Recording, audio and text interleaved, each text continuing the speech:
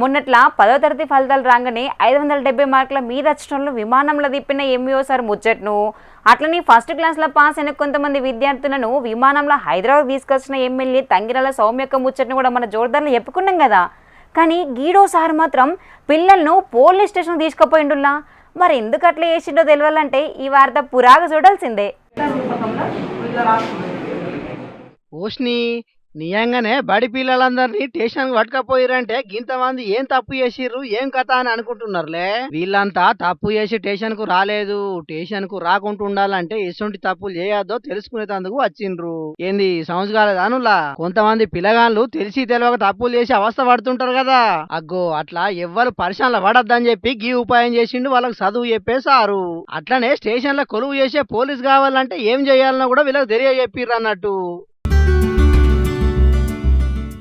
ఇదే కాదు, సర్కార్ దవాఖాన కూడా తీసుకుపోయి అక్కడ డాక్టర్లతో రోగాలు ఎందుకు వస్తాయి, ఏమన్నా రోగాలు వచ్చినప్పుడు ఎటువంటి జాగ్రత్తలు తీసుకోవాలని చెప్పిపించిండు.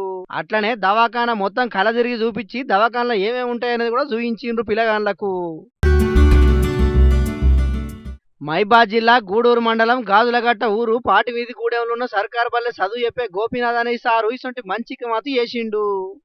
అందరి పిల్లల్ని నా సొంత ఖర్చులతోటి నేను గూడూరు స్థానిక పోలీస్ స్టేషన్లో కానీ, ఎంపీడీ ఆఫీస్ కానీ, ఎంఆర్ఓ ఆఫీస్ కానీ, బ్యాంకులో కానీ, ఇక్కడ గవర్నమెంట్ హాస్పిటల్ కానీ తిప్పడం జరిగింది.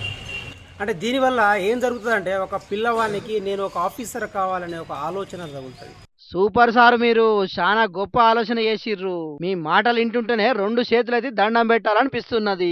ఏదో వచ్చినవా పుస్తకంలో ఉన్న పాఠాలు చెప్పినావా జీతం తీసుకొని పోయినావా అన్నట్టు కాకుండా పిల్లలను బుద్ధిమంతులు చేయాలనే సంకల్పంతో పనిచేస్తున్న ఈ సారును అందరితో అరివి చేస్తున్నారు. ఇక సర్కారు కూడా ఇసొంటి గురువులను గుర్తించి వాళ్ళకి కావాల్సిన సవలతులు చేస్తే సర్కారు బళ్ళల్లో చదివే పిల్లలను ఇంకింత గొప్పగా తీర్చిదిద్దుతారని అంటున్నారు ఈ ముచ్చట తెలిసిన వాళ్ళు.